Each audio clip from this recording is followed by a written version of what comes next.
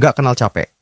Padahal baru tiba di Indonesia untuk mendukung negaranya bertanding melawan timnas Indonesia, ratusan supporter Arab Saudi ini rela tinggalkan hotel untuk menikmati keindahan kota Jakarta. Tapi, sebelum video menarik ini kami lanjut, sebaiknya kalian subscribe dulu channel ini dan tekan juga tombol loncengnya, agar nggak ketinggalan video terbaru dari kami.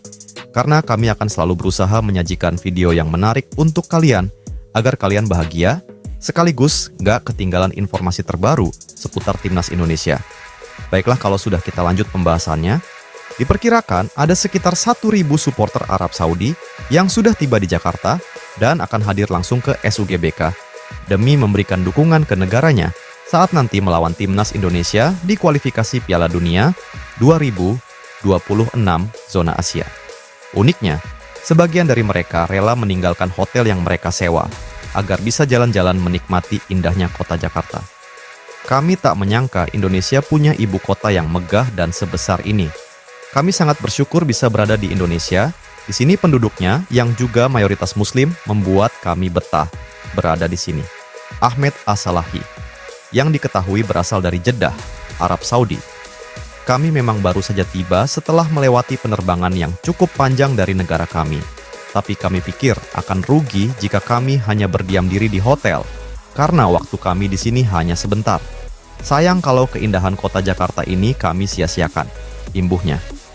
Ahmed juga menjelaskan, ia dan rombongannya merasa terpikat oleh keramahan warga Indonesia, sehingga ia menginginkan untuk berinteraksi lebih dekat dengan warga lokal. Orang Indonesia sangat ramah ya.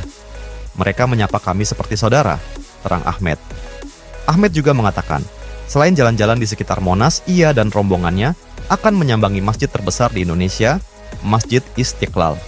Kami orang Saudi sudah dari dulu dengar nama Masjid Istiqlal. Katanya masjid ini terbesar di Indonesia, kami penasaran, makanya kami sama teman-teman ingin merasakan sholat jamaah di sana, ungkapnya. Tak hanya itu, puluhan supporter Arab Saudi yang lain juga tampak menikmati jajanan kaki lima yang tersebar cukup banyak di daerah ibu kota. Mereka tampak menikmati berinteraksi dengan para penjual yang menurut mereka sangat ramah melayani pembeli. Rata-rata makanan yang diburu supporter Arab Saudi adalah makanan khas Indonesia yang memiliki rasa yang sudah terkenal di seluruh dunia, seperti nasi goreng, kerak telur, hingga rendang nasi Padang.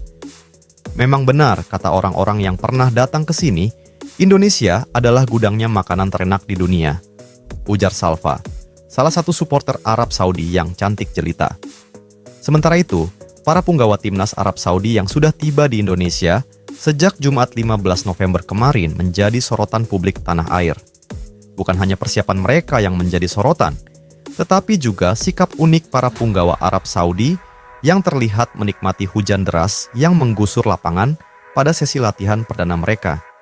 Timnas Arab Saudi mulai menjalani latihan di lapangan Aneka, Kompleks Gelora Bung Karno, Jakarta pada Sabtu, 16 November 2024. Latihan ini merupakan bagian dari persiapan The Green Falcons, julukan timnas Arab Saudi, untuk menghadapi Indonesia. Latihan ini diwarnai oleh guyuran hujan deras bercampur angin kencang dan sesekali disertai kilatan petir. Meskipun kondisi ini dianggap berbahaya oleh banyak tim, para pemain Arab Saudi justru menikmati momen tersebut dengan penuh semangat dan tawa bahagia. Pelatih Arab Saudi, Hervé Renard, awalnya mengeluhkan kondisi ini karena sangat berbahaya bagi kesehatan pemainnya. Namun, para pemain Arab Saudi berhasil meyakinkan pelatihnya untuk tetap menggelar latihan di tengah hujan deras dengan alasan adaptasi cuaca di Indonesia. Namun, belakangan terungkap alasan yang cukup menarik dari para pemain Arab Saudi. Mereka ternyata ingin merasakan sensasi latihan di tengah guyuran hujan karena momen seperti ini sangat jarang terjadi di Arab Saudi. Penyerang Arab Saudi, Saleh Al-Shehri, mengungkapkan suasana hatinya saat berlatih di tengah hujan deras yang terjadi di Jakarta pada malam itu.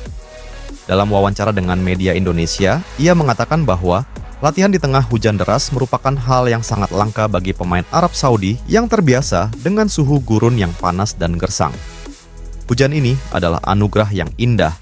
Ini seperti sambutan yang luar biasa dari masyarakat Indonesia. Sangat disayangkan jika pelatih kami ingin melewatkan momen berharga seperti ini karena di negara kami hal ini sangat jarang terjadi, katanya. Bagi Saleh, Hujan yang deras bukanlah sesuatu kendala bagi dirinya dan rekan-rekannya, melainkan sesuatu pengalaman yang sangat berharga. Kami bilang kepada pelatih, kami ingin latihan di tengah guyuran hujan agar bisa adaptasi dengan cuaca di sini, tapi sebenarnya kami semua ingin menikmati hujan itu, ujar Saleh sambil tersenyum. Melansir dari akun Instagram resmi Timnas Arab Saudi, Esaudin, latihan The Green Falcons dipimpin langsung oleh pelatih kepala Hervé Renard. Dalam foto-foto unggahan akun tersebut, para pemain Arab Saudi terlihat memang sangat menikmati sesi latihan perdana sambil diguyur hujan. Menurut laporan Arya Diah, latihan Timnas Arab Saudi dipisah menjadi 2 bagian. Salah satu bagian dikhususkan untuk para pemain dari tim utama saat The Green Falcons ditahan imbang Australia 0-0 pada Kamis, 14 November 2024 lalu.